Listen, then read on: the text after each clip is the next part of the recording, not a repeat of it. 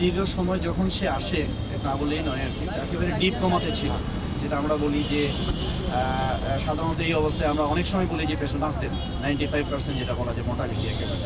তো যে আলহামদুলিল্লাহ আস্তে আস্তে আস্তে চিকিৎসা দিতে দিতে আমরা ভেন্টিলেটরের মেশিনে ছিল এখন, যেটা আমরা বলি আইসিইউ সাপোর্ট, ইন্টেন্সিভ কেয়ার ইউনিটে মেশিন সাপোর্টে ছিল দীর্ঘ প্রায় এক মাস। তো এক মাস পরে আমরা অপারেশন করার সাথে যখন আসে 5 তারিখে অপারেশন করি আমরা আসলে অপারেশন করার পরে আইসিইউতে পাঠাই দিচ্ছি। একটু সামনের দিকে থাকো। তো আইসিইউতে পাঠানোর পরে মেশিনে কিছুদিন ছিল, এরপরে আস্তে আস্তে যখন একটু জ্ঞানের মান উন্নতি হয় তখন আমরা মেশিনটা ছুটাই দিই। মেশিন খোলানোর পরে একসময় আমরা দীর্ঘ সময় তো আমাদের টিউব রাখা যায় না, তখন এখানে একটা ফুটা করতে হয়, এটাকে ট্রাকিওস্টমি বলতে হয়। তো আমরা ট্রাকিওস্টমি করে দেওয়ার পরে পেশেন্ট ইমপ্রুভ করতে থাকে আস্তে আস্তে।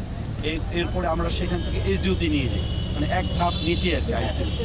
তো সেখানেও পেশেন্ট বেশ ডেভেলপ হচ্ছে, উন্নতি হচ্ছে আস্তে আস্তে।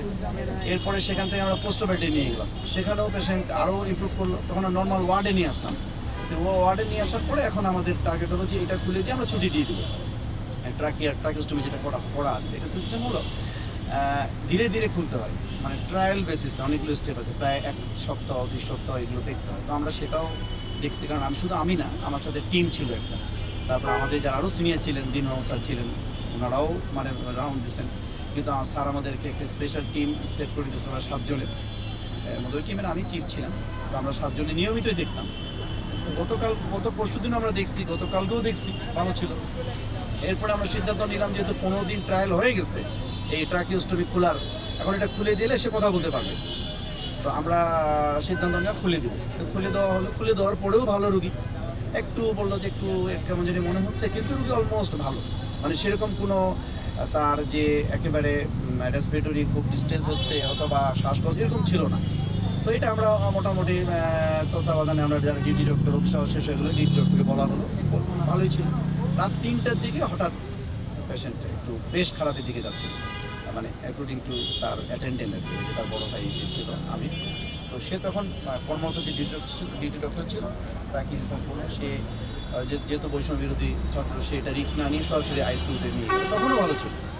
তো আইসিইউতে নিয়ে যাওয়ার পরে পেশেন্ট সাডেন, মানে যেটা আসলে আনএক্সপ্লেইনড আমরা বলি, এক্সপ্লেইন করা যায় না, তো পেশেন্ট খারাপ হয়ে গেছে। মানে কিছু আমরা যখন আসলাম সকাল 8টার সাথে 9টার দিকে, তখন পেশেন্ট অলরেডি এক্সপায়ার, 7-8টার দিকে এক্সপায়ার করছে। তো আমরা এটা নিয়ে দিন মোহাম্মদ স্যারের নেতৃত্বে আমরা যারা ছিলাম সবাই মিলে বসলাম, বসে অনেকক্ষণ দেখলাম আসল কারণ আসলে মানে আনএক্সপ্লেইনড, যেটা আসলে আমরা খুঁজে পেলাম না।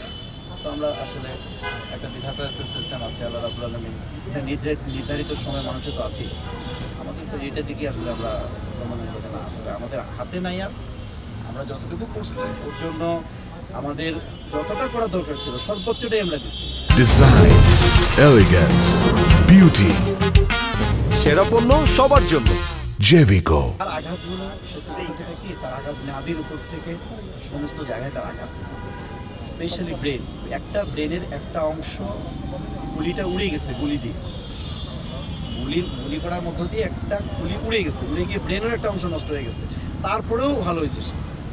আর কিছু গুলি, সাররা গুলি যেটা বলি আমরা, ছোট ছোট পিলেট জাতীয় যে গুলিগুলো, এগুলো তার ডান পাশে বাম পাশে, মানে বুকের মানে চারপাশে ঝাঁঝরা বলা যায়, কয়েক শত হাজার পার হয়ে যাবে, এরকম হতে পারে, মানে এত ছোট ছোট গুলি প্রচুর। কিন্তু ওগুলো মানে থাকার পরেও কিন্তু সে কিন্তু ভালো ছিল, আল্লাহর রহমতে সে ভালো ছিল। তার কিন্তু ওই যে ছোটো ছোটো গুলিগুলো কিন্তু খুব বেশি সিমটম, মানে খুব বেশি সিমটম দেখা দেয় নাই, সেগুলোর জন্য তার কোনো কমপ্লেনও ছিল না। তো ওগুলো বের করাও আসলে ডিফিকাল্ট, আর বের করে খুব বেশি লাভও হতো না, বরঞ্চ ক্ষতি হতো। ওগুলোতে আমরা হাত দিই।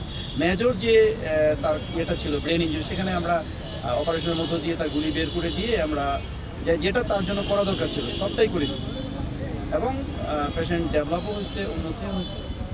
লাস্ট পর্যায়ে আমরা আসলে 48 দিন পরে, এটা আসলে মানে মেনে নেওয়া যায় না, আমরা কেউ এটাকে আসলে, সত্যি কথা আমাদের সবাই আমরা আসলে মর্মাহত, এবং আমরা আসলে বোঝার করতে পারছি না।